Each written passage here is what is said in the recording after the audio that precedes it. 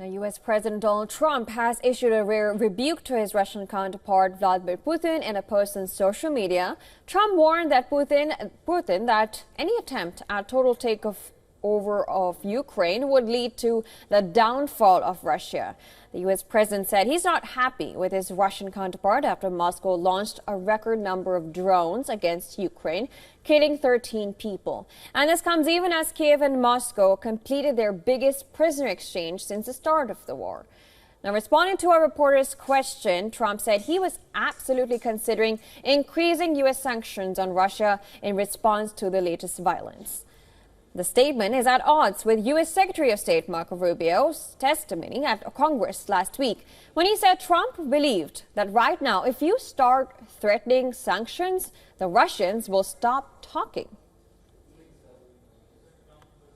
Absolutely. He's killing a lot of people. I don't know what's wrong with him. What the hell happened to him, right? He's killing a lot of people. I'm not happy about that. Go ahead. What else? Anything else? Meanwhile, Germany has urged Ukraine's allies to react with determination. Foreign Minister told AFP media that Russia's attack on Ukraine cannot be accepted. He called the latest developments a sign that Putin does not want peace. He said Putin wants to carry on with the war and highlighted how he should not be allowed to do this, announcing the approval of further sanctions at a European level. Now, last week, the EU formally adopted a 17th round of sanctions, blacklisting some 200 tankers in the shadow fleet used by Moscow to circumvent restrictions on oil exports.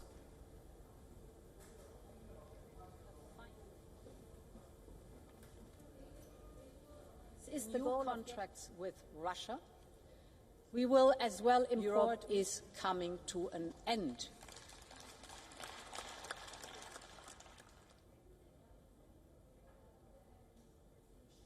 All right, well, for more on this, we're now being joined by Dr. Avner Cohen. He is a professor of non-proliferation and terrorism studies in Middlebury Institute. Thank you so much, Dr. Cohen, for joining us. My pleasure.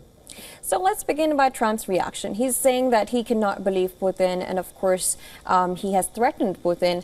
What kind of measures do you think Trump actually has as of now, considering the situation that Russia has been attacking Ukraine? What kind of situation is U.S. in, and what kind of methods can Trump actually keep up to actually convince Russia and Ukraine to come to the table and solve this whole problem? There is no question that his comment today was quite emotional. He felt that he had a certain kind of almost a magic connection, chemistry with Putin, and it doesn't work. Putin essentially is trying to use very much military power in order to get better achievement before he is ready to have a truce and to have negotiations. The amount of killing goes on, continues. As you showed today, there was 13. It was one of the harshest attack on Ukraine, both drones and missiles. So there is a frustration on the side of Trump. So far, he was reluctant to talk about sanctions. He actually, even on Monday, he threatens that he would walk out, would not be involved. I think Ukraine and ability to resettle that conflict is part of his ambition to have a certain kind of changing of his image globally, and ultimately, hopefully, from him to get a Nobel Prize. You see, it's not happening, and I think it's expressed a great deal of frustration. Mm-hmm. And considering all of that that's happened, do you think that's the end of talks, not just between U.S. and Russia, but of course between Russia and Ukraine? Well, as you know, the Russians refusing so far to go beyond some technical issues, such as exchange of prisoners of war and the like. Trump's criticism today was not entirely just Putin. He also said that Zelensky, whatever he says too much, and it's kind of inflate the situations. it may lead to a point that that the U.S. would be willing at least to use the threat of sanctions, something that until now, for whatever reasons, and it's a little bit a mystery, Trump had that sense of deference towards Putin. But it may be, obviously, his talk today expressed a great deal of frustration.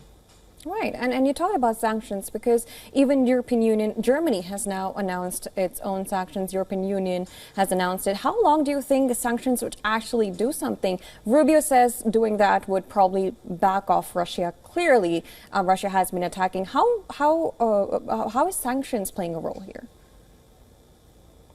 Well, as we know, over the time of the war in Ukraine, sanctions, there was a great deal at the beginning that sanctions would make a difference, and it did not make that much difference.